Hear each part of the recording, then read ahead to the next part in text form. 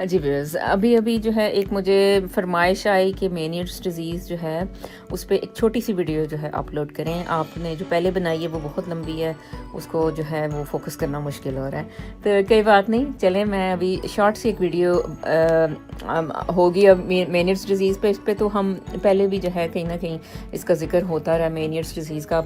I hope कि आपको अब बिल्कुल ही ये इसका जो है सारा कुछ पैथोजेनेसिस कह लें या मैकेनिज़्म कह लें, तो आई होप कि आप लोगों को जो है ये रट चुका होगा। अच्छा जी, मेनियर्स डिज़ीज़ अनफॉर्चुनेटली ये कॉमन भी हो रही है, और इसकी जो है आप कहें इसकी जो मेन वजह है वो आपका इनर ईयर डैमेज है। और इनर ईयर डैमेज भी जो है ना वो ऑटो इम्यून नेचर का होता है। ऑटो इम्यून ये है कि भई देखें, जो आपका डिफेंस सिस्टम है जब आपके अपने सेल्स के अगेंस्ट ही जो है वो काम करना शुरू कर दे, तो उसको आप कहते हो ऑटो इम्यून। यानी ये जो बीमारी है वो ऑटो इम्यून नेचर की है। ये बिल्कुल इसी तरह है जैसे आप अपनी हिफाजत के लिए कोई गार्ड रखते हैं, तो लेकिन जो है वो बजाय इसके कि वो बाहर से आने वाले दुश्मनों का मुकाबला करे, गार्ड जो है वो आपके अपने घर वालों की पिटाई करना शुरू कर देगी। बिल्कुल ऑटो इम्यून जो आप कहते हो ना डिजीज़, उनका बिल्कुल सेम मैकेनिज़्म होता है। अच्छा जी, इसमें ये जो ऑटो इम्यून प्रॉब्लम है, इसमें इनर ईयर का होता है जो हमारी मेनियर्स डिजीज़ है, और इसमें डैमेज ये कर देती है जो आपका कॉक्लिया होता है, एक स्ट्रक्चर है जो कान के अंदर मौजूद होता है। ये कुछ ऐसे करके ऐसे, अगर आप कभी भी कान की केमिस्ट्री देखते हो, जो इसकी फिजियोलॉजी को अंडरस्टैंड करने की कोशिश करते हो, तो वो कुछ इस तरह से जो इनर ईयर का एक पार्ट होता है, ऐसे गोल सा होता है, तो इसको जो है ना आप कॉक्लिया कहते हो। अच्छा, तो ये कॉक्लिया का प्रॉब्लम होता है, और इसमें होता क्या कि इसके 3 फीचर्स होते हैं जो मोस्ट इम्पॉर्टेंट है। एक होता है कि पेशेंट जो है उसको वर्टिगो हो जाता है, वर्टिगो या डिजीनेस, चक्कर आते हैं। अच्छा जी, दूसरी जो ट्रायंगल का पार्ट है उसमें वो पेशेंट कहता है कि कानों में सीटी की आवाज़ आ रही है, ठीक है। और तीसरी जो इस ट्रायंगल का पार्ट होता है वो होता है आपका लॉस ऑफ हेयरिंग, यानी कि आपको सुनाई देना बंद हो जाता है, ठीक है। अच्छा, ये तीनों जो चीज़ें हैं ना, ये या तो इकट्ठी कभी आ जाती हैं और फिर ये इकट्ठी ही गायब हो जाती हैं कुछ दिनों के लिए, कुछ महीनों के लिए, कुछ हफ्तों के लिए। या ये होता है कि ये जो है जैसे एक पहले ये आती है, कुछ दिनों तक ये रहता है वर्टिगो आपको, उसके बाद फिर ये टिनाइटिस यानी कानों में शोर की आवाज़ आने लगती है, फिर ये भी गायब हो जाता है, उसके बाद जो है आपका एकदम से लॉस ऑफ हेयरिंग हो जाता है। तो यानी ये ना kind of come and go वाली डिजीज़ होती हैं, ये जो अक्सर ऑटो इम्यून होती हैं, यानी कभी ज़्यादा हो जाती हैं, कभी कम हो जाती हैं, कभी जो है ये फिर कुछ हफ्तों के बाद फिर रिपेयर हो जाती हैं। तो ये इस तरह से जो ये डिजीज़ हैं, इनकी जो है ना वो ये एक उनकी बात होती है। अच्छा, इसमें जो गुड पॉइंट है वो ये है कि मेनियर्स वाले जो है ना वो अक्सर जो है उनमें इम्प्रूवमेंट आ जाती है। अच्छा, इसमें जो है ना मैं आपको बताऊं कि इसमें पेशेंट जो है वो नाउजिया के साथ, यानी मतली कै, और इसका जो डिजीनेस होती है ना इसमें, या जो चक्कर आते हैं वो असल में वो तकरीबन यानी मिनिमम उसका जो ड्यूरेशन है ना वो 20 मिनट होता है। तो मैक्सिमम हो सकता है कि वो 2 घंटे तक आते रहे हैं, ठीक है। तो ये है, और उसके अलावा ये भी हो सकता है कि पूरा 1 दिन चक्कर आते रहे या 2 दिन आते रहे। तो इसका जो है ना ड्यूरेशन इस वाले चक्करों का जो है ना बहुत ज़्यादा होता है, क्योंकि देखें अगर एक जो चक्कर हैं जैसे जैसे हो सकता है वो 3 मिनट्स के लिए आए हैं, थोड़ी देर के लिए आपको चक्कर फील हुए, तो आप हो सकता है कि ये जो है ना ये आपकी जो एक होती है हमारी problem benign proximal positional vertigo, ठीक है। तो ये इसको जो है ना हो सकता है कि ये 3 मिनट्स वाले चक्कर जो हैं ये इस प्रॉब्लम की वजह से, उसमें ये मेनियर्स डिजीज़ नहीं आती, ठीक है। और फिर इस वाले प्रॉब्लम में लॉस ऑफ हेयरिंग नहीं होगी, टिनाइटिस नहीं होगा। तो ये थोड़ी सी समझने की बात है। अच्छा जी, अब हम करें क्या, मतलब इसमें होता क्या, चलें पहले ये समझते हैं थोड़ा सा, क्योंकि अगर वो आप समझ जाएंगे तो फिर जो है आपको अपनी डिज़ीज़ का जो है वो ज़्यादा उसको कंट्रोल करना आसान हो जाएगा। वैसे तो मैंने देखा कि जो भी क्रॉनिक डिजीज़ के पेशेंट्स होते हैं उनका माशाल्लाह अपनी प्रॉब्लम के बारे में बहुत अच्छा नॉलेज होता है, और वो उसके बिल्कुल मास्टर हो चुके होते हैं। तो इसलिए मैं उम्मीद करती हूँ कि मेरे से भी जो है ना, अगर आप मेरी डिफरेंट आप जो देखोगे वीडियोस, जो मेडिकल वीडियोस हैं, मेरा जो फोकस है वो ये है कि जो भी मरीज़ जो है वो समझना चाहता है अपने प्रॉब्लम को, उसको बिल्कुल ऐसे मैं समझाऊं कि बिल्कुल वो चाहे उसकी एजुकेशन बेसिक ना भी हो, लेकिन यह है कि वो अपनी डिज़ीज़ की जो है ना उसको अंडरस्टैंडिंग बिल्कुल ज़बरदस्त हो जाए। तो वो मेरा जो आप कह लें कि पैशन है वो ये है असल में इन वीडियोज़ के पीछे। अच्छा जी, चलें खैर, अभी थोड़ी सी इसकी जो मैकेनिज़्म है उस पर बात करते हैं। मेनियर्स डिजीज़ में होता क्या है। अच्छा जी, ये जो है ना आपका जो है ना ये कॉकलिया ऐसे करके ऐसे है, ठीक है। तो अगर अब इसको आप काट के देखते हो तो इसकी जो है ना हमें जो है ना ऐसे ये नज़र आता है कि नहीं, चलें सारा नहीं, इसकी जैसे ये एक जो ऐसे ये आ रही है, सोचें इतना सा पार्ट अगर हम इसको देखते हैं तो इसमें क्या होता है कि ये ना हमें ऐसे नज़र आएगा ये पार्ट। चलें इसको हम डिलीट करते हैं और अब ये जैसे अंदर से ये कॉकलिया नज़र आता है ना, ये इसको हम थोड़ा सा समझते हैं। अच्छा, इसमें ना 3 जैसे सोचें कि थैलियाँ होंगी, यानी उसका जो ऐसे कॉकलिया ये जो नज़र आ रहा था, जैसे इतना सा हमने काट के देखा तो इसमें क्या हुआ कि हमें 3 थैलियाँ इसके अंदर नज़र आईं। अच्छा, 3 थैलियाँ जो है ना, इसकी जो ये वाला जो पार्ट होता है, ठीक है, ये और तरह से इसको कहते हैं ऑर्गन ऑफ कॉर्टाई या कुछ कॉर्टी कहते हैं, जो भी आपको इजी लगता है। तो ऑर्गन ऑफ कॉर्टी जो है इसमें डिफरेंट तरह के सेल्स होते हैं और ये आपको जो है ना सुनाई देने में हेल्प करते हैं। अच्छा, ये जो 3 ये जो फ्लूइड फिल्ड सैक्स कह लें, जिसको कि इन दोनों को जो बाहर वाली होती है ना इनको कहते हैं पेरिलिम्फ और ये अंदर वाली को एंडोलिम्फ कहते हैं। इसमें जो है ना अब अल्लाह की कुदरत ऐसी है कि इसमें जो आप सोचें कि जो पानी मौजूद होता है वो उसकी जो बायोकेमिस्ट्री है वो बिल्कुल फ़र्क होती है, यानी इन दोनों में एक जैसा होता है उसकी जो बायोकेमिस्ट्री है, यानी उसमें जो इलेक्ट्रोलाइट्स हैं या उसमें सोचें कि सोडियम की मिकदार, पोटाशियम की मिकदार जो है ना वो ज़बरदस्त यानी उसकी डिफरेंट होती है। इन दोनों की सेम है, लेकिन इस वाली जो है ना ये एंडोलिम्फ की, क्योंकि ये इनर जो है होता है, तो इस एंडोलिम्फ में जो फ्लूइड होता है उसमें पोटाशियम बेइंतहा मौजूद होता है। अच्छा, तो अब यहाँ पे अगर ये चीज़ आपको जो है ना समझ आ जाएगी तो फिर हो सकता है कि आपको अपनी प्रॉब्लम जो है ना उसको समझने में, उसको बल्कि अपनी डिज़ीज़ को कंट्रोल करने में हेल्प हो जाए। अच्छा, इसमें पोटाशियम ज़्यादा होता है, इसमें जैसे अब सोचें कि इसमें थोड़ी सोडियम जो है ना पोटाशियम के मुकाबले पोटाशियम जैसे कम है और सोडियम इसमें ज़्यादा है, ठीक है। तो ये इस तरह से होता है। अच्छा, अब इसमें मेनियर्स में क्या होता है कि यहाँ पे जो है ना किसी वजह से ये वाली जो थैली है ये इसमें ना ये जो फ्लूइड है वो बहुत ज़्यादा भरना शुरू हो जाता है और ये जैसे गुब्बारा नहीं फूलता, ये बिल्कुल उस तरह फूलना शुरू हो जाती है। अच्छा, फूलने की वजह से क्या होगा, अब ये जो है ना फूल गई है तो ये फट जाएगी, ठीक है। फट जाएगी तो ये सारे जो फ्लूइड है ना ये सारा ये सेम हो जाएगा, ठीक है। इन तीनों में पहले हमने कहा कि अच्छी इनकी बायोकेमिस्ट्री जो है वो डिफरेंट है, इसकी वाली अल्लाह ने डिफरेंट बनाई है, इसकी फ़र्क है, इसकी फ़र्क, लेकिन जब ये फट जाता है इसमें बहुत ज़्यादा पानी इकट्ठा हो जाता है और फिर ये फट जाती है तो फिर इसमें जो पानी है इसका पानी मिक्स हो गया, ठीक है। जैसे 3 पाइप समझ लें ना पानी के। अच्छा, अब क्या होता है कि पोटाशियम की मिकदार फिर इसमें जो चेंज हो गई, तो अब यहाँ पे ये जो हमारा हेयरिंग का ये चक्कर था, ये ऑर्गन ऑफ कॉर्टी था ऐसे करके ना, तो इसमें बड़े ख़ास किस्म के ना सेल्स लगे होते हैं। यहाँ पे ठहरें, इसको थोड़ा सा क्लियर करते हैं।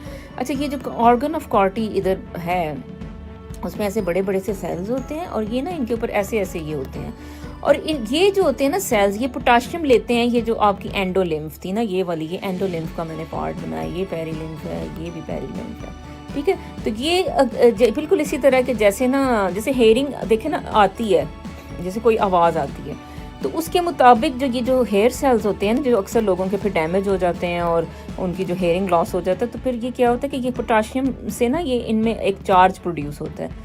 तो ये जैसे एक लड़की हो ना, जैसे एक लड़की के बाल हों, जैसे वो जो है कभी जो है ठहरें इसको मैं बनाती हूँ, ठीक है। तो कभी जो है ना वो एक गर्ल है इधर और उसके जो बाल हैं, अच्छा, तो वो कभी जो है ना वो इधर बालों को फेंक ले, ठीक है। ये बिल्कुल एक इस तरह से इसका मैकेनिज्म होता है। जब वो यूं ही आवाज़ आती है तो ये जो सेल्स होते हैं ना ये इस तरह एक तरफ बेंड हो जाते हैं। इसका पर्पस ये होता है कि पोटाशियम इन्होंने लेनी होती है। अच्छा, फिर जब जो है ना फिर वो कभी जो है ना फिर इसको ये बाल जो होते हैं ये कभी जो है ना ये उस तरफ वापस लाने के लिए ये वापस लाते हैं सेल्स। तो यही ऐसे जैसे एक लड़की के बाल हैं तो इस तरह से कभी ये इधर हो जाते हैं, तो इससे जो है ना आपकी हेयरिंग मेंटेन हो रही होती है। तो इसको ये समझें इस तरह। अच्छा, अब जब ये जो है आपका जनाब ये चला गया सिलसिला, पोटाशियम इधर से चली गई, डिस्टर्बेंस हो गई, तो अब क्या होगा। अब ये होगा कि हेयरिंग जो है ना ये आपका जो ये वो ऑर्गन ऑफ कॉटी है वो डिस्टर्ब हो जाएगा। ये सेल्स जो हैं जो मज़े से कभी इधर होते थे, अपने सिलिया करते थे, कभी इधर करते थे और हेयरिंग में आपको हेल्प करते थे, वो सारे डिस्टर्ब हो जाएंगे, इनको पोटाशियम नहीं मिलेगी। अच्छा, तो इस सूरत में जो है आपका कान का ये जो हिस्सा डैमेज होने लगता है। मेनियर्स डिजीज़ का सबसे प्रॉब्लम यही है कि इसमें जो है ना आपका हेयरिंग आहिस्ता आहिस्ता से वो डैमेज की तरफ जाने लगती है। अच्छा जी, अब इसमें करते कैसे हैं इसको? अब चलें, ये तो बहुत लंबी चौड़ी सी कहानी इसको समझाने के लिए, लेकिन अब इसको जो है ना ट्रीटमेंट जो है ना इसका क्या है। अच्छा देखें, ट्रीटमेंट ऑप्शन दुनिया में जो दी जाती हैं, यूली साइक्लिजीन, मैक्लिजीन, बस यही आप देखें, इसको जो है ना याद रखें। या फिर जो है वो कुछ वो वॉमिटिंग की कंट्रोल करने की मेडिसिन होती हैं, वो इसमें दे दी जाती हैं। तो इसमें सिम्टोमेटिक की ट्रीटमेंट है। अच्छा, इसके अलावा डॉक्टर्स कहते हैं कि जो है आप लो सोडियम डाइट लें, ठीक है। अब लो सोडियम ये है कि भाई नमक आपने कम लेना है, ठीक है, एक तो ये करना है। और दूसरे नंबर पे कैफीन जो है वो कम लें, कम चाय पीनी है, कम कॉफ़ी पीनी है। और स्मोकिंग वाले जो हैं और अल्कोहल ड्रिंकिंग वाले वो इसको छोड़ देंगे तो तभी उनकी मेनियर्स जो है वो कंट्रोल करेंगे। ये तो चलें, ये चीज़ें हो गई जो आपने करनी होती हैं। अच्छा, अब इसमें एक जो मेरा जो पर्सनल ख्याल है ना कि वो मेनियर्स डिजीज़ जो है ना वो मुझे लगता है कि ज़्यादातर लोगों में ये उनके क्रोनिक स्ट्रेस के बाद जो है ना ये आ जाती है उनमें। अच्छा, स्ट्रेस क्या करती है? अच्छा, स्ट्रेस जो है ना आपकी बॉडी से पोटाशियम आपका ज़ाया कर देती है, यानी ये पेशाब के रास्ते आपके किडनीज जो हैं पोटाशियम निकाल देते हैं, ठीक है। तो अब क्या होता है, आप में अक्सर जो लोग क्रोनिक स्ट्रेस में रहते हैं उनमें लो पोटाशियम देखने में मिलता है। अच्छा, अब देखें, अब थोड़ा पीछे अगर हम जाते हैं वही कान की बात के देखें। अब ये जो हमारा जो एंडोलिम्फ वाला पार्ट था उसमें हमने कहा था कि भाई ये जो पार्ट है जो इनर है जो असल में जो फट जाता है ये उसमें मेनियर्स में, इसमें क्या था, इसमें पोटाशियम बहुत ज़्यादा मिकदार में बॉडी को इसमें रखना होता है, क्योंकि इसके बगैर फिर गुजारा नहीं, इसके बगैर आपकी हेयरिंग नहीं होती इधर जो हमने समझी। तो जब पोटाशियम ओवरऑल ही बॉडी में कम हो जाता है तो फिर क्या होगा? फिर ज़ाहिर है ये जो आपका एंडोलिम्फ है इसमें भी कम हो जाएगा। जब इसके एंडोलिम्फ में ये पोटाशियम कम होता है तो फिर क्या करता है, इधर से सोडियम जो है वो इधर से मूव करना शुरू हो जाती है। मतलब मेरा ये ख्याल है कि इसका जो मेन जो प्रॉब्लम है मेनियर्स में, ये क्रोनिक स्ट्रेस की वजह से जो है ना अक्सर लोगों में ये बीमारी होती है। लेकिन जो डिफरेंट थ्योरीज हैं वो ये है कि भाई अच्छा जी नहीं, इसके सोडियम पोटाशियम ATPase जो पंप है शायद उसका प्रॉब्लम हो जाता है। कुछ कहते हैं कि अच्छा जेनेटिकली इनके जो होते हैं आई मीन प्रॉब्लम होते हैं, यही इसके जो पंप्स हैं, सोडियम पोटाशियम ATPase पंप है जो पंप करता है सोडियम को इधर करता है, पोटाशियम इधर अंदर करता है, सोडियम को बाहर, तो वो उसमें शायद प्रॉब्लम होता है। लेकिन पर्सनली मेरा ख्याल है कि देखें, जब बॉडी में पोटाशियम कम होती है इधर, ठीक है, तो एंडोलिम्फ में भी कम हो जाती है। अब ये क्या करता है कि यहाँ से जो फिर सोडियम है ना वो इधर मूव करने की कोशिश करती है। अच्छा, सोडियम देखें वो जिधर भी मूव करती है ना वो साथ अपने पानी लेके जाती है, ठीक है, वो जैसे दो चोली दामन का साथ होता है, सोडियम इधर अंदर मूव करती है तो फिर ये पानी भी साथ लेके चली जाती है। ये आपने याद रखना। फिर क्या होता है कि ये जो थैली है ये फैलना शुरू हो जाती है, ठीक है। तो इसलिए मैं रिकमेंड करूँगी कि आप जो है ना इस जो भी इस डिजीज़ का शिकार है वो पोटाशियम डाइट जो है जिसमें सबसे ज़्यादा बनानास हैं वो आप अपनी डाइट में शामिल करें। इसके अलावा जो किशमिश होती है और जो इसको आप कहते हो रेजिन्स कहते हैं, तो वो जो है ना वो आप लें। आप पानी की मिकदार अपनी ज़्यादा बेहतर रखें, स्ट्रेस को कंट्रोल करें, तो इसके साथ भी जो है ना आप अपनी इस डिज़ीज़ को कंट्रोल करने में हेल्प कर लोगे। अच्छा, इसमें डिफरेंट इसके अलावा जो डिफरेंट और ट्रीटमेंट्स होती हैं मैं थोड़ा सा वो भी बताती हूँ। उसमें ये होता है कि बाज़ औक़ात स्टेरॉइड के इंजेक्शन जो है ना वो आपके अंदरूनी जो कान का ज़ाहिर ये हिस्सा है, तो जैसे ये इंजेक्शन जो है ना ये इधर लगा दिया जाएगा। जैसे अब चलें ये सोचें कि ये टीका है और ये अच्छा ये स्टेरॉइड का इंजेक्शन आपका ये जो इनर ईयर है इसमें लगा दिया जाता है। तो इससे भी जो है ना ये आपकी जो इन्फ्लेमेशन है उसको कंट्रोल करने में हेल्प होती है। इसके अलावा बाज़ का जेंटामाइसिन जो है ना उसका भी इंजेक्शन लगा दिया जाता है, जो कि जो है ना थोड़ा सा ये इसको डैमेज करती है आपके इनर ईयर को, और उससे जो है ना आपके जो सिम्टम्स होते हैं वो कंट्रोल हो जाते हैं। अच्छा, कभी कभी सूरतों में क्या होता है कि आपकी जो वेस्टिबुलर नर्व है उसको जो है ना काट दिया जाता है, यहाँ से जैसे काट दिया तो वो फिर आपका जो बैलेंस सिस्टम है उसमें वो ज़ाहिर उसका जो कनेक्शन था, यानी ब्रेन और कान का जो बैलेंस का कनेक्शन है वो काट दिया जाता है। यानी वो जो तार है जो उसको मेंटेन कर रही है उसी को काट दिया, ठीक है। वो जैसे हम देखें, अब मसला ज़्यादा इसमें होती है होता है लोगों का कि वो चक्कर होने आते हैं, तो आप क्या करोगे? अच्छा जी, चक्कर आते हैं तो फिर वो जो है ना, फिर आप क्या करो कि वो तार ही काट दो जो कि ब्रेन को लेके जाती है सिग्नल कि भी अच्छा जी यहाँ कोई कान में मसला है। तो वो आप तार काटोगे तो ब्रेन को सिग्नल ही नहीं जाएंगे, तो फिर ब्रेन जो है ना वो असल में वो आपको डिजी फीलिंग देता है। तो उससे फिर ये होता है कि फिर वो तार काट देते हैं कि जिससे ब्रेन को मैसेज जाते हैं, तो फिर ब्रेन को मैसेज ही नहीं जाता। लेकिन फिर ज़ाहिर है फिर उसके फिर और भी थोड़े से साइड इफ़ेक्ट्स होते हैं, इतना आसान ये प्रोसीजर नहीं है। तो ये है जनाब। अच्छा जी, फिर बाज़ औक़ात जो है आपको दे दी जाती हैं फ्लूइड को कंट्रोल करने के लिए बॉडी में, वो आपकी जो है ये डायूरेटिक्स, ठीक है? ये मेडिसिन्स होती हैं जो कि वैसे भी ब्लड प्रेशर के मरीज़ भी उनको भी दी जाती हैं। डायूरेटिक्स हैं जैसे फ्रूसमाइड है, और हैं इसमें और डिफरेंट तरह की हैं। तो और जो है ना ये बाज़ औक़ात दे दी जाती हैं कि बॉडी में जो फ्लूइड जो जमा हुआ हुआ है तो वो कम हो जाए, ठीक है जी? ये है इसमें थोड़ा-सा। अच्छा, फिर इसके लिए जो एक कुछ होती हैं वेस्टिबुलर रिहैबिलिटेशन इसको कहते हैं। तो वेस्टिबुलर रिहैबिलिटेशन जो है ना उसके लिए कुछ वीडियोस हैं। ये कुछ भी नहीं है, आपका जो है ना वो एक्सरसाइजेस हैं डिफरेंट, जिससे आप जो है वो जो आप उसको फॉलो करोगे और उसके बाद जो है ना आपको जो चक्करों के मसले हैं और ये जो इस तरह के सारे के जो इसके मेनियर्स के प्रॉब्लम्स हैं वो जो है वो ठीक होंगे उसके बाद। तो व्यूअर्स, ये छोटी सी एक वीडियो थी और इसको जो है आप ज़रूर इसको अच्छी तरह समझें और इसको सुने। मेरी कोशिश तो यही होती है कि शॉर्ट सी वीडियो, लेकिन बाज़ औक़ात कुछ समझाते समझाते बात आगे निकल जाती है।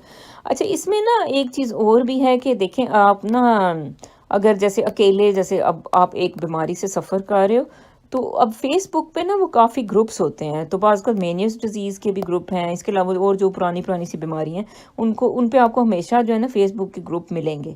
तो अगर आप वो जॉइन कर लो तो वहाँ आपको जो है ना अपने जैसे लाइक माइंडेड पीपल जो सफ़रिंग में हैं वो आपको डिफरेंट मुल्कों से मिलेंगे, उनसे आप बात कर सकते हो या उनके जो है ना उनके जो तजर्बे हैं उनसे फ़ायदा उठा सकते हो।